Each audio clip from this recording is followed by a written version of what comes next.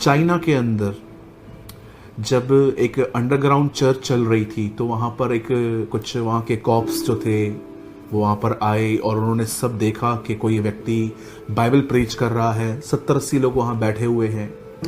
और जब वो पुलिस वाले जो कॉप्स थे वहाँ पर आए और उन्होंने देखा कि ये सब हो रहा है, तब उन्होंने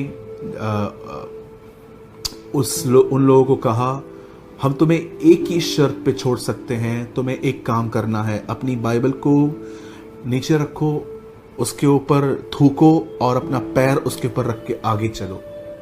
इस तरह की सजा उन्हें मिली। सब लोग जब वहां से जा रहे थे, हर व्यक्ति बाइबल पे थूक रहा था, पैर रख रहा था और एक ही बात कह रहा था, प्रभु आप मुझे माफ करना, आप मेरा दिल जानते हैं। लेकिन जब एक छोटी सी बच्ची को भी वहां से गुजरना था, उस बच्ची ने उस बाइबल पे थूका नहीं, उस बाइबल को उठा के उसने अपनी छाती से साफ किया और उन लोगों से कहा आपको जो करना है करो। एक छोटी सी बच्ची ने, और उन्होंने उसे मार दिया। मेरे भाइयों, मेरी बहनों, याद रखना, सताव एक सच्चे विश्वासी के हिस्से में आता है। मैं नहीं कहता हूं कि हम डिमांड करें कि खुदा हमें हम पर अलाउ करे, लेकिन जब अगर वो आ रहा है तो याद रखना एक ब्लेसिंग भी है। अब आप में से बहुतों का सवाल होगा कि ब्रदर सताव आता क्यों है, तो आज मैं आपको 2 रीजंस देना चाहता हूं क्यों सताव आता है हम लोगों पर। पहली बात, सबसे पहले याद रखिए, अगर परमेश्वर आपके ऊपर सताव आने दे रहा है तो पहला जो रीजन है वो है कि आप में चेंजेस आए, आप में बदलाव आए। पहला रीजन जो मैंने बाइबल में फाइंड आउट किया वो ये था कि परमेश्वर चाहता है कि उनके लोगों में बदलाव आए, उसके लोग जो हैं वो मैच्योर हो और वो कंप्लीट हो। कितने लोगों ने ये पढ़ा है वचन, धन्य है वे जो परीक्षा में स्थिर रहते हैं, वे खरे निकलेंगे और जीवन का मुकुट पाएंगे। और उसके बाद लिखा गया है, धीरज को अपना पूरा काम करने दो ताकि तुम सिद्ध और अनुभवी हो जाओ। सपोज मैं आपसे एक क्वेश्चन पूछना चाहता हूं, अगर आपके इर्द गिर्द खुदावन ने ऐसे लोग रखे हैं जो आपको टोंट करते हैं, ताने मारते हैं, जो आपको इरिटेट करते हैं, जानते हैं परमेश्वर कई बार आपकी जिंदगी में इस तरह का सताव क्यों आने देता है कि लोग आपको प्रेस करें, दबाएं। मुझे एक बात बताइए, अगर मुझ में घमंड है, अगर मुझ में प्राइड है, और मैं प्रभु से प्रार्थना करता हूं कि प्रभु मैं प्रार्थना करता हूं यीशु के नाम से, मेरे अंदर से बहुत घमंड है प्रभु, मैं किसी की सुन नहीं सकता, जब मुझे कोई एक कहता है तो मैं उसको 3 बातें सुना देता हूं, या कई बार जो मैं काम करता हूं मैं किसी से एडवाइस नहीं लेता, मैं अपनी मर्जी से करता हूं, फिर फेल होता हूं, फिर सब पे ब्लेम्स करता रहता हूं। या प्रभु मैं चाहता हूं मैं लोगों को माफ करूं लेकिन मैं माफ कर नहीं पाता, मैं उनकी बातों को भूल नहीं पाता। मुझे एक बात बताइए, क्या आपने अपने प्राइड को पहचाना है?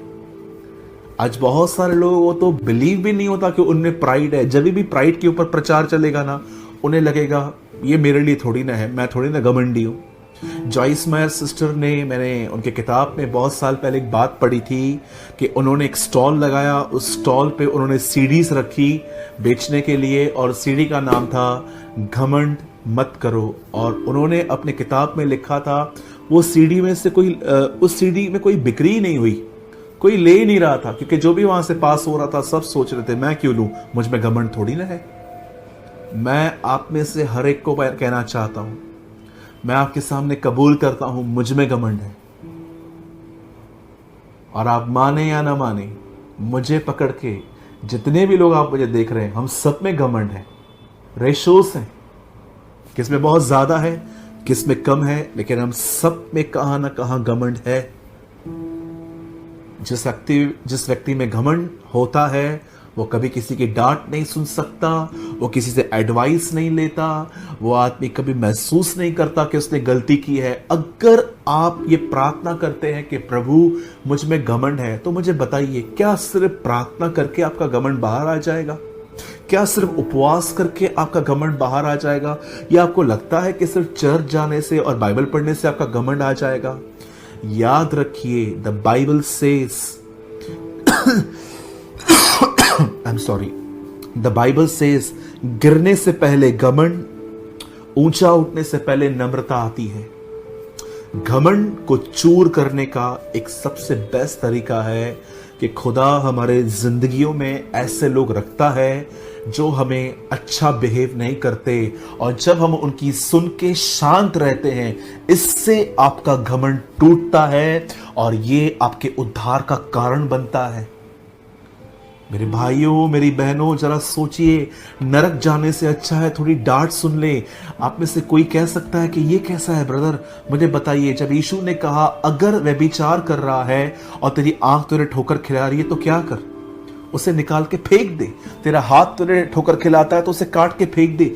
यीशु फिजिकली ये नहीं कह रहा था कि आंख निकालो, हाथ काटो। यीशु ये कह रहा था कि जब ये अंग तुम्हें नरक जाने से नरक लेके जा रहे हैं तो अच्छा है कि कट हो जाए। इट मींस इन्हें मरने दो, इन्हें तकलीफ होने दो।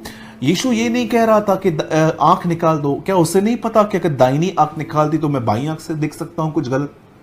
दायां हाथ काट दिया तो क्या मैं बायां हाथ से काम नहीं कर सकता हूं? यीशु क्या कह रहा था कि जब व्यभिचार आ रहा है सामने तो अंधे हो जाओ। वैसे ही यीशु यहां पर यह समझा रहा था हमें कि जब तुम्हें लोग कुछ कहते हैं सुन लो, शांत रहो, मेरे करीब आओ। याद रखिए, लोगों को सुधारने की कोशिश न करें, उन्हें खुदा ही समझा सकता है। हमारा काम है शांत रहना और एक डिसेंट वे में लोगों से बात करना, उन्हें समझाना। पर मैं आपको बताना चाहता हूं, कई बार परमेश्वर अगर आपको ऐसे लोगों के बीच में रखता है, चाहे वो मदर इन लॉ हो, चाहे वो फादर इन लॉ हो, चाहे वो आपका भाई हो, चाहे वो आपकी बहन हो, या आपके ऑफिस में काम करने वाले, या आपके कलीसिया के लोग ही क्यों ना हो, अगर खुदा ने आपके आसपास ऐसे लोग अलाउ किए हैं तो मैं आपको बताना चाहता हूं, उसका एक रीजन ये है कि आपका प्राइड टूटे। और जिस दिन खुदा ने कहा कि यस अब ये ठीक हो चुका है, मैं आपको कहना चाहता हूं, खुदावन फिर अलाउ नहीं करेगा। Trust me. हम में से बहुत सारे लोग इस बारे में समझ नहीं पाते हैं इस चीज को। और एक रीजन परमेश्वर अगर हम पे इस तरह के सताव को आने देता है तो उसका मुख्य कारण है कि हम में चेंजेस आए, हम में बदलाव आए। कोई भी आपके लिए रेड कारपेट इन दिनों में नहीं बिछाएगा। आप जॉब पे लेट जाओगे कई बार तो परमेश्वर ये बातें होंगी।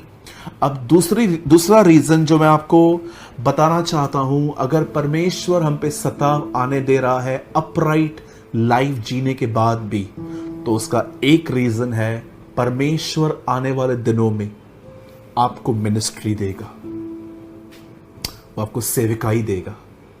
और वो जानता है उस सेवकाई से पहले उसे आपके जीवन में, आपके इनसाइड लाइफ में, आपके हार्ट में कुछ करना है। जब मैं ऐसे लोगों को सुनता हूं जो पुलपिट पे खड़े होकर लोगों को ताने मारते हैं, कंडेम करते हैं, उन्हें वहां से पर्सनली डांटते हैं। मैं एक चर्च में था और वहां पर जो पास्टर साहब थे, मैं देख रहा था वो बहुत गुस्से में, और उनके जब परमेश्वर किसको गुस्सा दिलाता है ना, कि परमेश्वर अगर किसी के अंदर से गुस्सा करता है, तो मैं आपको बताना चाहता हूं उस गुस्से में भी आपके अंदर आंखों में पानी आ जाएगा कि खुदा मुझसे क्या प्यार करता है। लेकिन कई बार जब आप देखेंगे तो लोग अपनी फ्रस्ट्रेशन पुलपिट से निकालते हैं।